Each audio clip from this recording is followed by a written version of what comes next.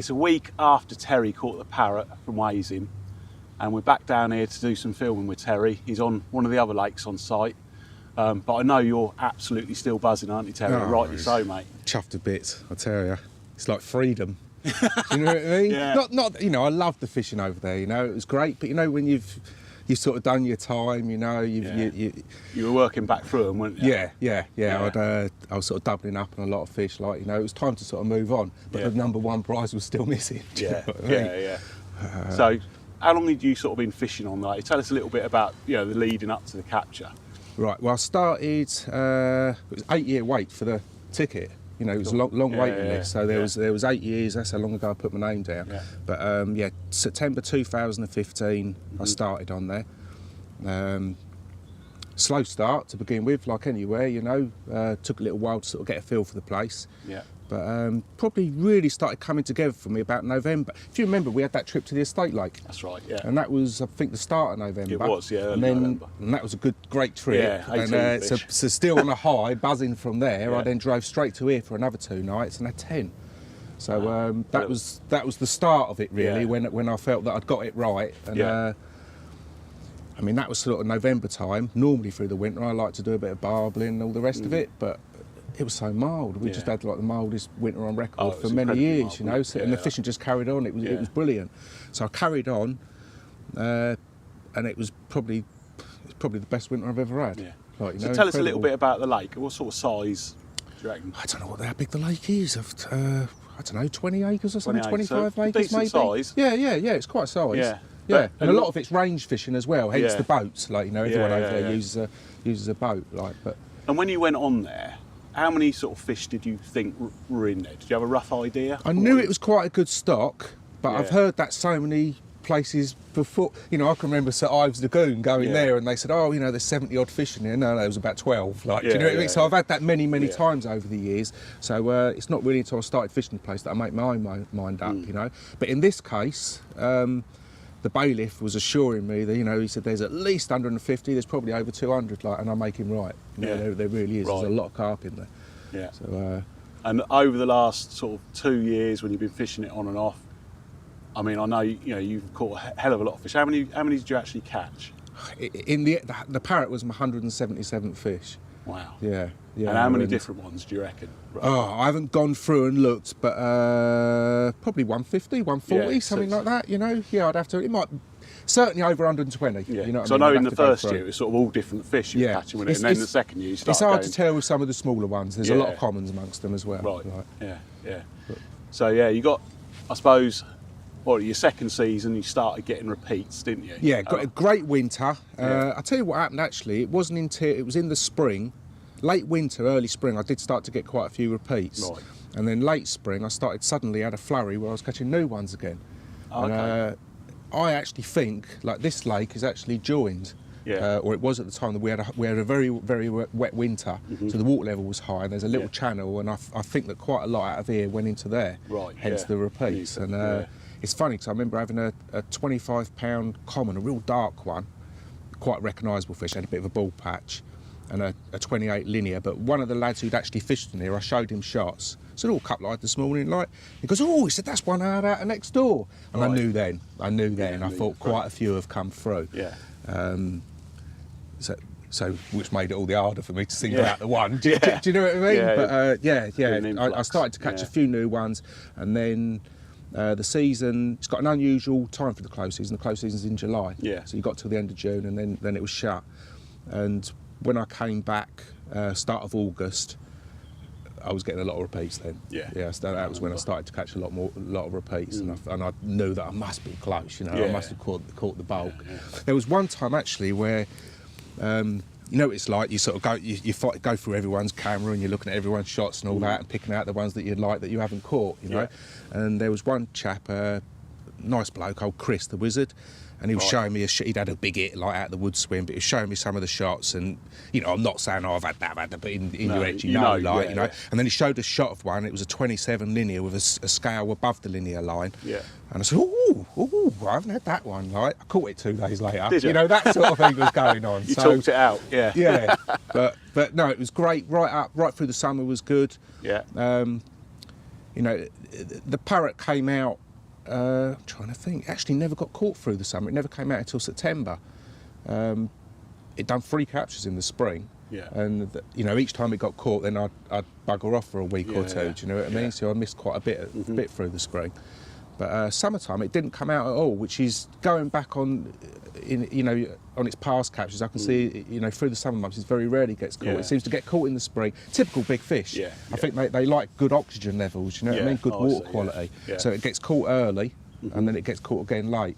But it came out in September, and it was way down in weight, 60 pounds exactly. And I didn't see it on the bank, but apparently looking a little bit poorly, you know?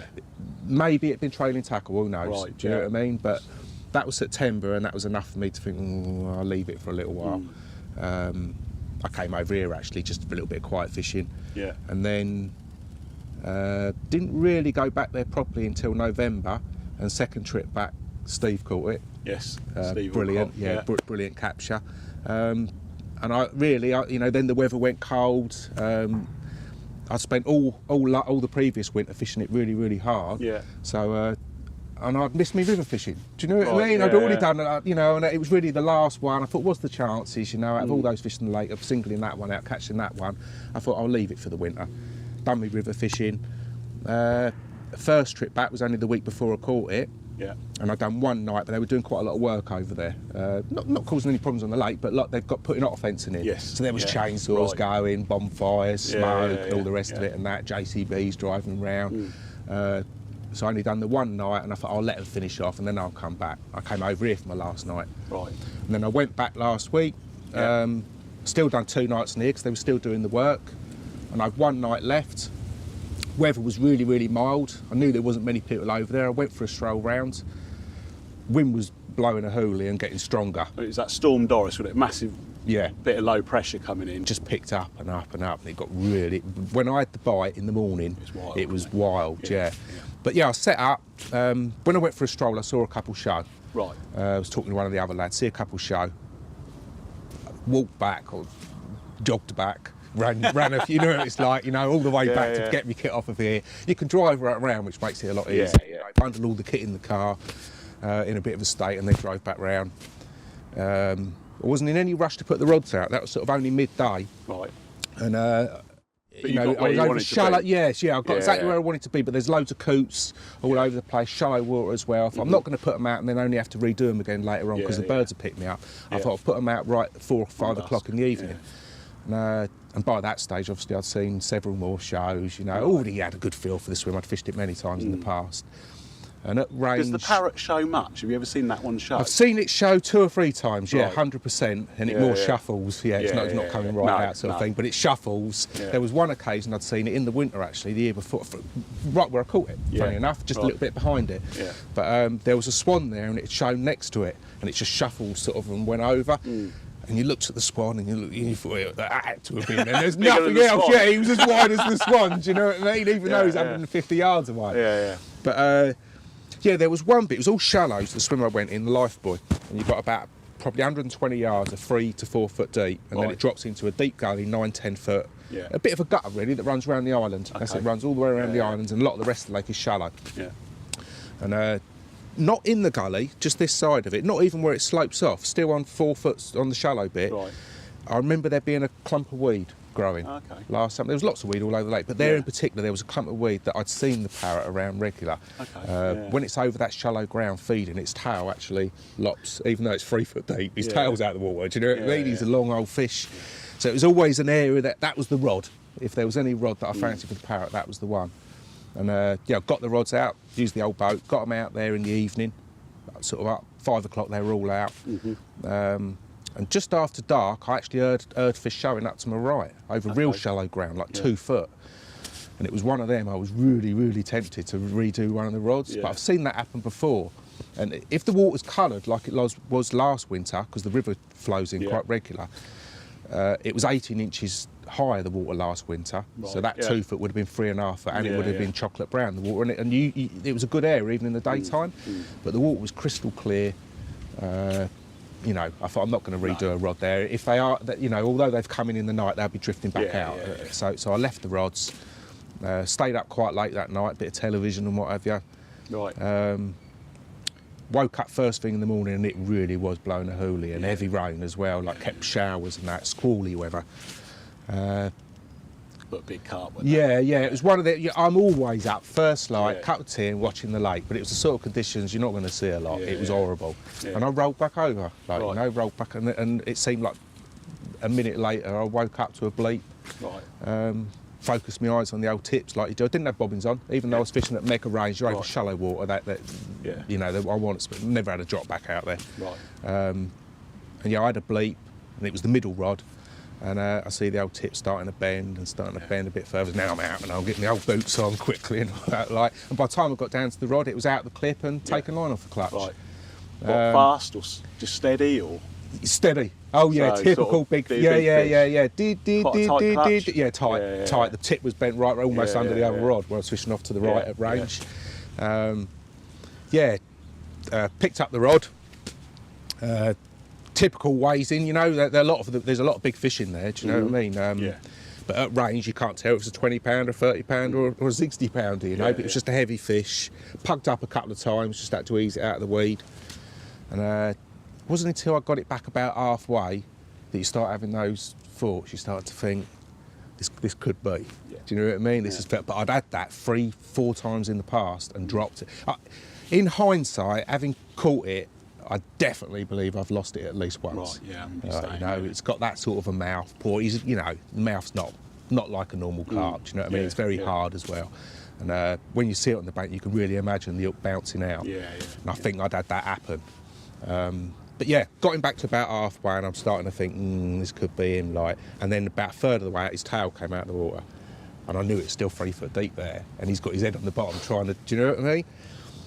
Got him a little bit closer, and I've now got the waders next to me. I'm about to slip out of my boots into the waders, and then the back came up, and it was wide, grey, crusty. Do you know, like wider than anything I've caught before. And I thought, that's him. That's got to be him. And I'm still thinking whether to put the waders on or not. And I got it just a bit closer, and then it actually turned sideways, and I saw the scale pattern. I saw the little linear scales. That was it. Forget the boots. The boots got kicked out of the way, and I just waded straight in my clobber, straight out to my chest, and right in the tip. Just like you've got a bit of a deeper gutter that runs around the island, you've got the same thing close in. So once I've got it, and that deeper gutter's filled with weed, whereas all the shallows, just over the course of a winter of big winds hitting it and all the rest of it, it scours clean. Undertows and what have you. But that gutter still had weed, and I got it close into that gutter, and it went down a little bit, picked up a bit of weed. And nothing airy, but pulled it back a bit. It was actually made it easier to get in the net, have weed over his head. But literally, I got him in the net, and as I went to lift it, it rolled back over the cord. And it was quite docile until then, it wasn't a problem. But once I touched him with a net, oh man, it was like a 60-pound serpent thrashing on the surface. Do you know what I mean? Could you imagine what was going? I was thinking, no, please. And I'm never panicky with a net, but I did. I was a bit panicky. I just wanted to bundle him in the net, And as soon as he cut, I had to wait those few seconds for him to stop again, stop shaking his head, and then I didn't even wait for him to come to the net. I waded to him, just waded straight out of the net, pushed it underneath him, lifted him, and just. Get in! Got him at last, you know what I mean? The buzz just brilliant, looked in the net, mate, there's no mistake in it, but you still can't help look at his mouth and just to make sure, but the parrot got him. So after 170 odd captures, it made you wait a bit, didn't it? But of course, some beautiful fish on the way, mate, all the other big uns. The fishing over there was incredible, one of the best campaigns I've ever, best fisheries I've ever fished. And, just so many big scaly fish in there, once I put all the shots together, you'll see what I mean. They'll be on one back like you do, but there's loads and loads of good ones in there. So, real good. Yeah, huge relief. More than anything. And a PB. 20 years to beat a PB. Not that that's ever been the thing, but and not by ounces either, by a few pound. But I always wondered. I photographed from the back a couple of times and always thought, I'm never going to be able to lift in. Steve, he's a big old bloke. Matt Jackson's got arms out here. Do you know what I mean? The two people I'd seen hold it had no problem. But it actually wasn't that. It's adrenaline, isn't it? Yeah, The adrenaline yeah, kicks he was in. all right, you know. I just Yeah. lifted him out. I didn't want no on top of your knees. He's too big a fish. I just wanted to lift him off the mat, like, you know. But yeah, he was all right. Like, it wasn't until the next day I started thinking, my old arms are hurting, like, you know, really, like, sort of kicks in 24 hours later. Yeah. Yeah. Wow. Well, what a story. 63-pound mirror. You know, took a lot of catching, but in proper sort of wintry, big carp conditions. That was the other thing. Better, February, you know. It's almost like when you caught Mary. That was stormy, wasn't it? Yeah. Yeah, they are my favourite conditions. I can think of a few, you know, the Ellis, them sort of ones, like where winter conditions, and yeah, that's now my favourite thing to look out for at that time of the year. You know, January, February, those big windy, big rains, big low pressures after a long spell of cold. Perfect. Yeah, and he was leached up, loads of leeches all in his mouth and everything. He probably just woke up, come over, he was on the end. That's what you want. Brilliant. Well done, Tel. Great story. Brilliant. Cheers, Thanks, mate. Cheers. Well done, Terry. Hey! Hey!